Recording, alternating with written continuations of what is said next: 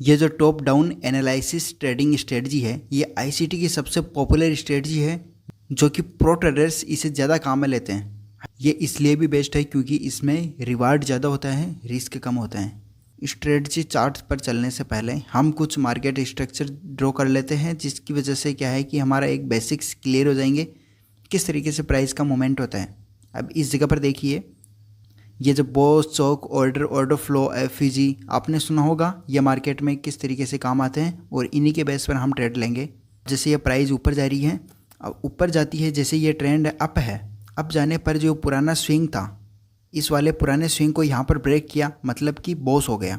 मतलब जिस डायरेक्शन में मार्केट जाता है उसके पुराने स्विंग को अगर लेफ्ट वाले स्विंग को मार्केट ब्रेक करता है तो मार्केट ये इंडिकेट करता है कि मार्केट उसी ट्रेंड में है। और लेफ्ट स्विंग का डाउन अगर मार्केट ने यहाँ पर ब्रेक कर देता है तो मतलब कि करेक्टर ऑफ चेंज हो जाता है, जिसकी वजह से प्राइस का ट्रेंड चेंज हो चुका है, जो कि इस जगह पर आप देख सकते हो। पुराने स्विंग को यहाँ पर नीचे की ओर ब्रेक कर दिया, मतलब कि यहाँ से डाउनफॉल शुरू हो गया। का डाउनफॉल यहाँ पर हो रहा था। डाउनफॉल होने के बाद में ये जो ऊपर की ओर प्राइस रिवर्स करती है, तो इस रिवर्स को कहते हैं यहाँ पर ऑर्डर फ्लो।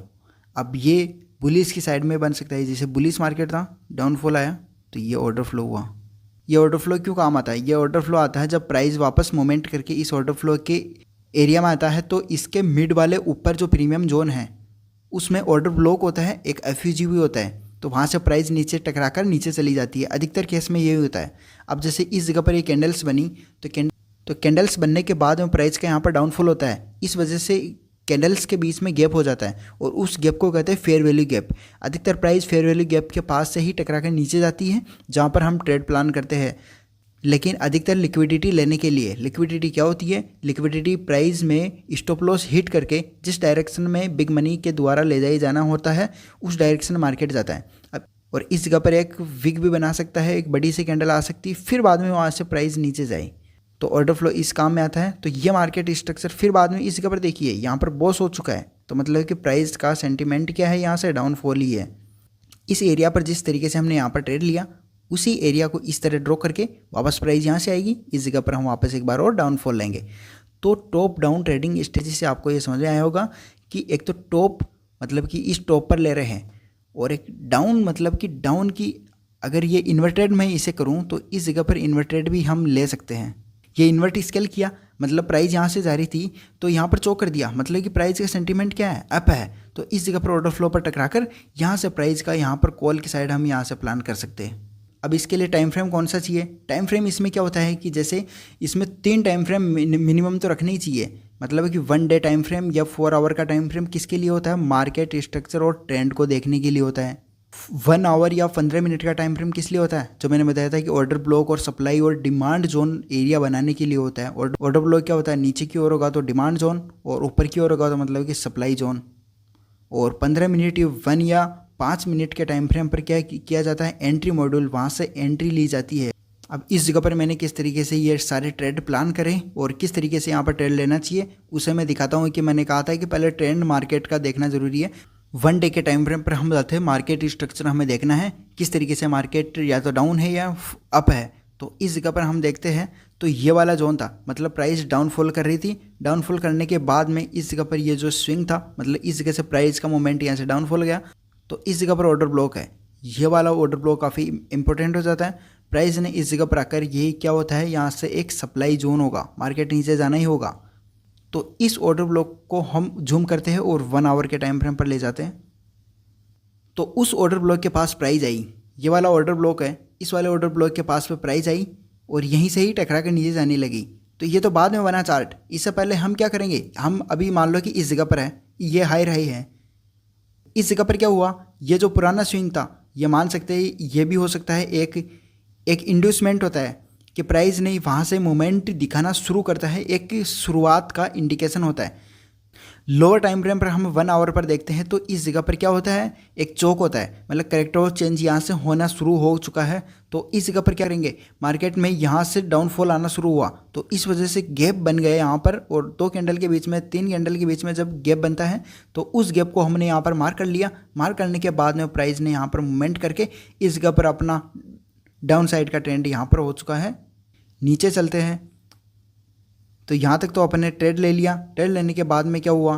इस जगह पर भी एक गैप बनता हुआ दिखाई दिया था, फेयर वैल्यू गैप था। तो इस ऑर्डर ब्लॉक को हमने मार्कआउट किया। मार्कआउट करने के बाद में इस जगह पर प्राइस ने यहाँ से वापस डाउनफॉल दिखाना शुरू कर दिया। इसे मैं मिटा देता हूँ।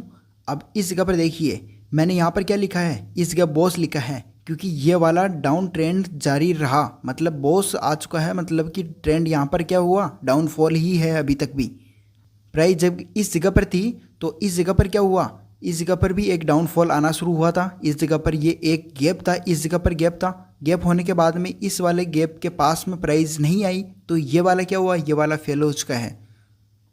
अब हमें क्या करना है, नेक्स्ट ऑर्डर ब्लॉक को हमें मार्कआउट करना है। तो इस जगह पर हमने सारी कैंडल्स के ऑर्डर ब्लॉक को हमने मार्कआउट कर लिया। अगर हाई टाइम फ्रेम पर हम देखते हैं तो इस जगह पर डोजी कैंडल्स दिखाई देती है, और ऑर्डर ब्लॉक हमें या तो डोजी कैंडल या बड़ी सी विग बनी हो या फिर एक बड़ी सी कैंडल बनी हो जो कि जहाँ से प्राइस ने मोमेंट दिखाई हो, तो वो वाला एक ऑर्डर ब्लॉक होता है। यहाँ पर मार्कआउट करा, मार्कआउट करने के बाद में देखिए उसी जगह पर प्राइस ने यहाँ से डाउनफॉल दिखाना शुरू करा, और इस जगह पर देखते हैं तो एक मिटिगेशन नहीं हुआ इस वाले ऑर्डर ब्लॉक का। यहाँ पर क्या हुआ, मिटिगेशन नहीं हुआ। स्मॉल टाइम फ्रेम पर हम देखते हैं तो इस जगह के जो एफईजी है, फेयर वैल्यू गैप, इसका यहाँ पर क्या नहीं हुआ, मिटिगेशन नहीं हुआ। इस जगह पर प्राइस ने एक्सटर्नली मिटिगेटेड किया। एक्सटर्नली मिटिगेटेड करने के बाद में यहाँ से प्राइस ने लिक्विडिटी लेकर यहाँ से डाउनफॉल दिखाए शुरू किया, इसके ऊपर बॉडी क्लोज नहीं की, तो इस जगह पर अपना एक डाउन साइड का ट्रेंड बनता है। अभी हम देख रहे हैं टॉप साइड का। वीडियो पसंद आ रही तो वीडियो को लाइक ज़रूर कर देना, चैनल को सब्सक्राइब ज़रूर कर देना, और कमेंट सेक्शन में बताना कि वीडियो कैसे लगी और किस टॉपिक पर आपको नेक्स्ट वीडियो चाहिए। तो प्राइस ने यहाँ से मोमेंट दिखाया, दिखाने के बाद क्या हुआ, इस जगह पर साइडवेज मार्केट चला गया। साइडवेज मार्केट जाने पर क्या हुआ कि इस जगह पर अपना ट्रेड तो बनता ही नहीं है। अगर मान लो इस जगह पर बनता तो हम यहाँ पर ट्रेड लेने की कोशिश करते, और क्यों करते, मैंने एक मार्कआउट कर रखा है ये वाला जोन। ये वाला कौन सा जोन है, ये एरिया है ऑर्डर फ्लो का। इस ऑर्डर फ्लो में यहाँ पर प्राइस आई, और मैंने कहा था ना कि एक इंड्यूसमेंट यहाँ पर देखने को मिलेगा, तो इस इंड्यूसमेंट का यहाँ पर ब्रेकआउट हुआ। ब्रेकआउट होने के बाद में क्या हुआ कि प्राइस ने यहाँ से मोमेंट ऊपर की ओर दिखानी शुरू कर दी, और दिखाने के बाद क्या हुआ, हमें यहाँ पर इस जगह पर तो ट्रेड नहीं लेना है क्योंकि ब्रेकआउट हो चुका है, यहाँ से ट्रैप होने का चांसेस ज़्यादा रहेंगे। तो नीचे जब प्राइस आएगी, नीचे मूवमेंट आएगी, अब हमें क्या करना, डाउन एनालिसिस करना है। ये तो टॉप एनालिसिस पर हमने वो ट्रेड लिए थे, अब डाउन एनालिसिस पर हम ट्रेड लेंगे। नीचे जब मार्केट पर प्राइस आएगी तो इस जगह पर देखिए ये एक एफईजी है, फेयर वैल्यू गैप है। इस वाले फेयर वैल्यू गैप पर प्राइस यहाँ पर मोमेंट दिखाई, मतलब टच होती ही ऊपर तक चली गई। अपना स्टॉप लॉस कहाँ होता है, इसमें स्टॉप लॉस होता है इसके नीचे, पुराने स्विंग के नीचे। ये जो पुराना स्विंग है, इस वाले पुराने स्विंग के यहाँ पर नीचे होगा, और टारगेट देखिए शार्प मूवमेंट होती है। तो इस जगह पर ये जो कैंडल्स बनी है, मार्केट में मूवमेंट किस जगह से आई है, इस जगह से मूवमेंट आई है। तो इस जगह की ये डोजी कैंडल्स बनी है, इन डोजी कैंडल्स को यहाँ पर मार्कआउट करना है, इसे आगे एक्सटेंड करना है, और इस जगह से प्राइस ने वापस जब इस जगह पर आई, अपना ट्रेड वापस इस जगह पर बनता है। स्टॉप लॉस इस वाले के ऑर्डर ब्लॉक के नीचे होगा, और टारगेट तो देख ही सकते हो। वापस जब आई तो इस जगह पर भी एक ऑर्डर फ्लो बना। ये जो ऑर्डर फ्लो है, इस वाले ऑर्डर फ्लो पर प्राइस आई, इसे मिटा देता हूँ। इस ऑर्डर फ्लो पर यहाँ पर वापस प्राइस ने रेस्पेक्ट करा, और अभी भी प्राइस कंटिन्यू है। किस डायरेक्शन में, टॉप से अप की ओर जा रही है, मतलब डाउन से अप की ओर जा रही है, और प्राइस का मोमेंट अब भी है। अगर वीडियो अच्छी लगी हो तो वीडियो को लाइक ज़रूर कर देना, चैनल को सब्सक्राइब ज़रूर कर देना, और मिलते हैं नेक्स्ट वीडियो में। So thanks.